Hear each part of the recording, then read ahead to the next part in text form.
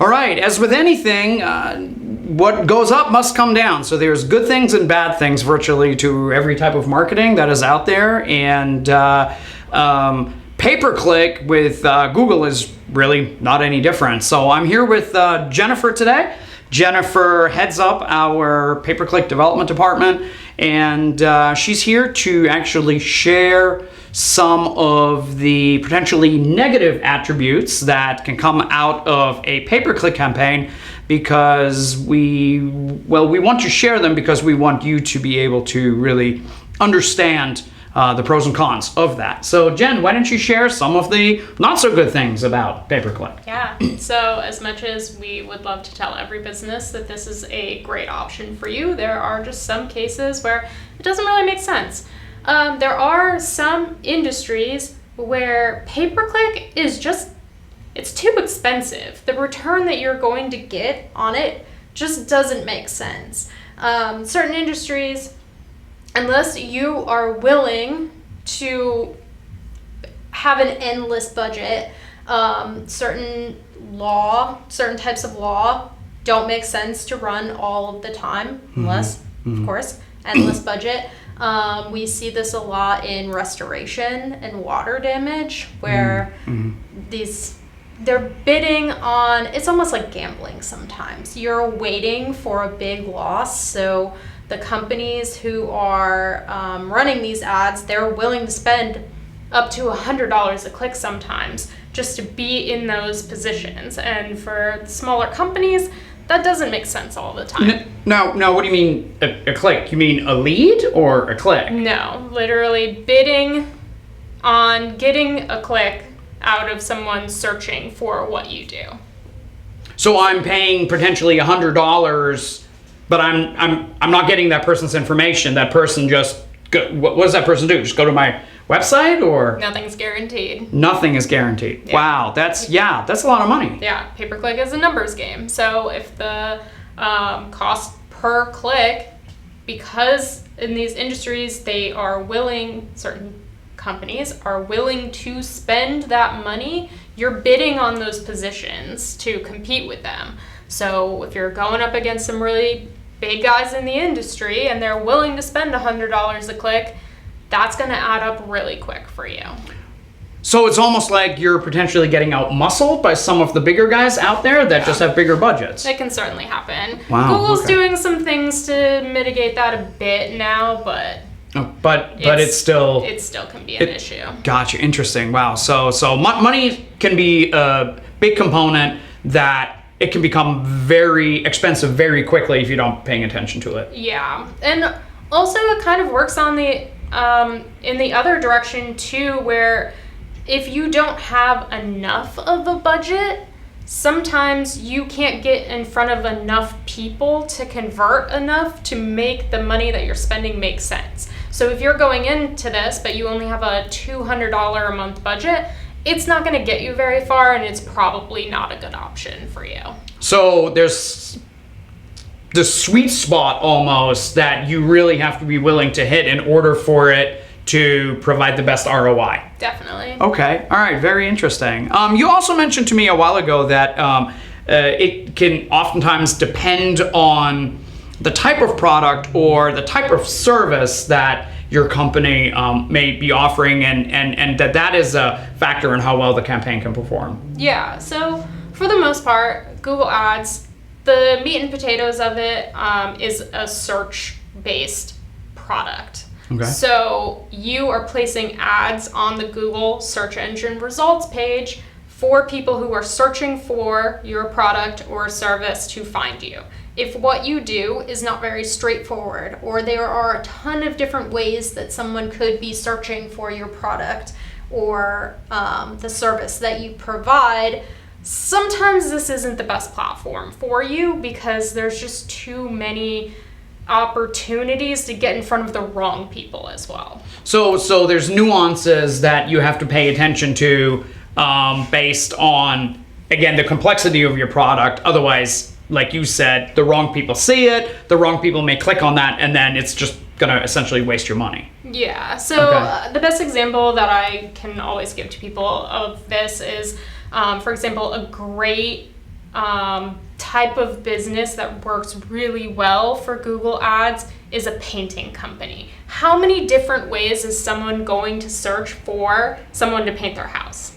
They will look for a painting contractor, a painter, house paint. It's all very similar. There aren't a ton of different ways that someone would be searching for that. Okay. You might have some overlap with people looking for like a painting studio, maybe. Doing that type of painting. But you can very easily weed that out. Okay.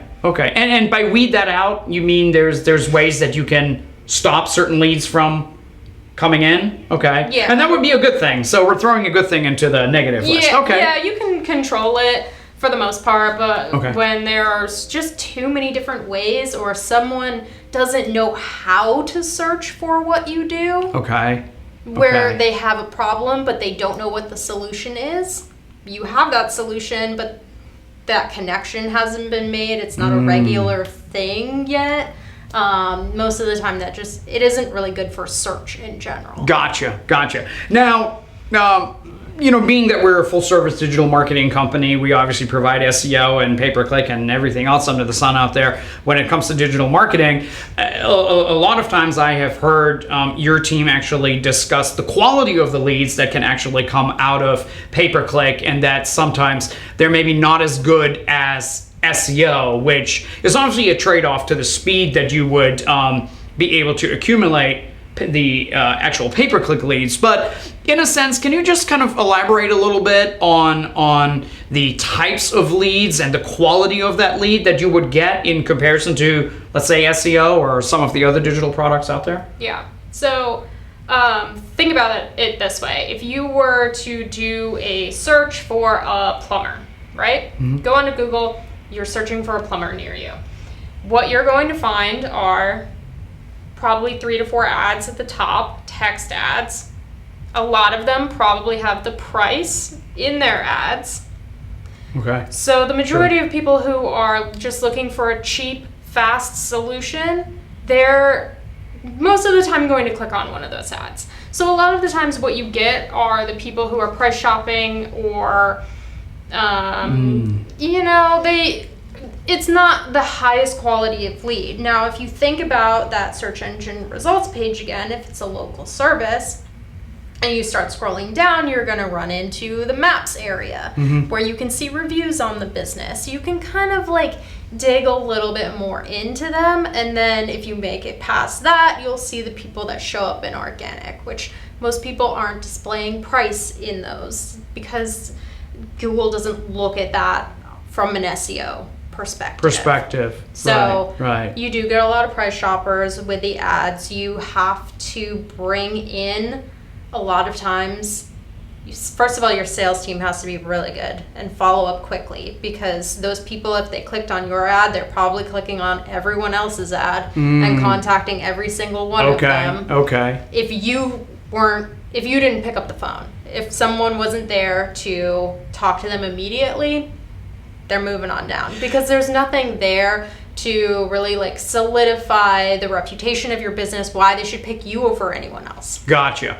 So if I were to potentially want to do have us run a pay-per-click campaign, and my business is more the type of business that provides quality services, I'm not looking to necessarily compete for price. I am providing a service that is not the cheapest in town. I'm looking for a better quality customer. Then pay-per-click may not be the best vehicle for me, or I should only consider it to potentially supplement some of my other marketing. Yeah, I would do it in addition to SEO probably. I would also make sure that your sales team is really on top of it. Someone is answering the phone whenever you are running those ads. Or if you have form submissions on your site, make sure those are going to whoever they're supposed to go to, and that they're answered fairly quickly. Good point. Because otherwise someone else is stealing your leads from you. Gotcha. Okay. That makes sense, actually. Yeah, you just speed of service, being able to get there as quickly as customers expect. Okay, that makes a lot of sense. Talk to me a little bit about, we're just kind of talking about money a little bit more here, but cost of some of the campaigns, and also what happens if your budget is too low, or you can actually, I guess, run out of money, or like, how does that work? Yeah, so the way that this works is you're bidding on a position when it comes to search anyway, that you'll be either above or below other people who are bidding on the same types of keywords. Google places you in those positions based on a number of things, but what it mostly comes down to is money. There are a lot of auto bidding features that are applied now, which are really great, that try to put you in front of the most people for the money that you're spending. Okay. But the way that this works is that you give Google a daily budget. Oh, okay. So that money is allocated per day when your ads are set to run, and you have a cost per click. So once that wallet runs out for the day, your ads will no longer show.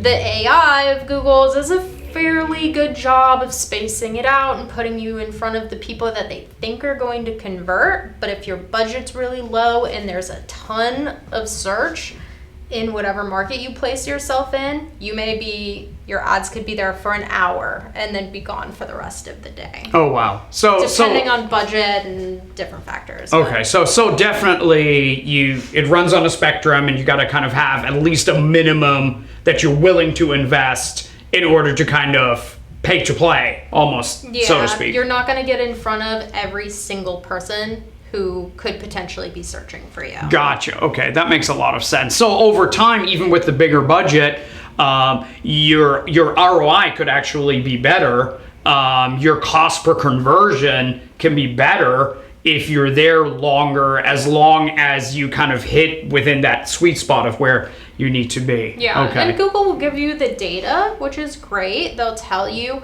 what percentage of the search that you are able to be in front of with that budget. They'll recommend a budget to you.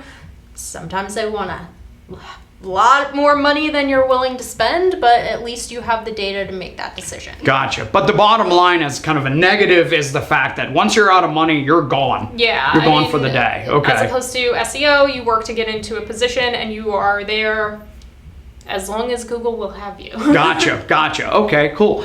Now, I know we also have a lot of people that call us and they say, well, I kind of set up my own campaign. I feel like set up my own AdWords account, and I don't understand why it's not working. What do you generally tend to recommend to people that have either done that or that at least tell us, hey, I have a basic understanding of what is going on in my campaign. What can we do? Yeah.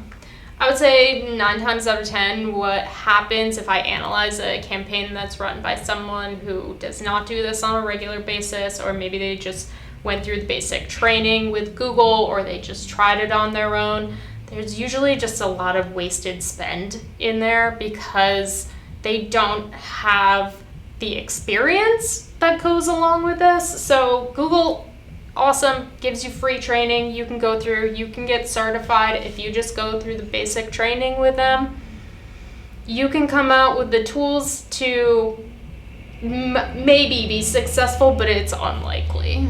Okay. There's a lot of, because Google is changing things constantly, it's better to have someone who's plugged in and is doing this on a regular basis, manage it, which some business owners just don't want to hear that, but that's what I've seen. And sometimes business owners will come to us and they want us to audit their account or tell them, what needs to be fixed. But even in that case, if it's given back to them, it needs someone who's going to be plugged in and know the changes that are going on an ongoing basis. And you're talking about the platform itself, right? You're not necessarily talking about the nuances of the campaign, actually understanding all the features that are potentially available to you to run the campaign.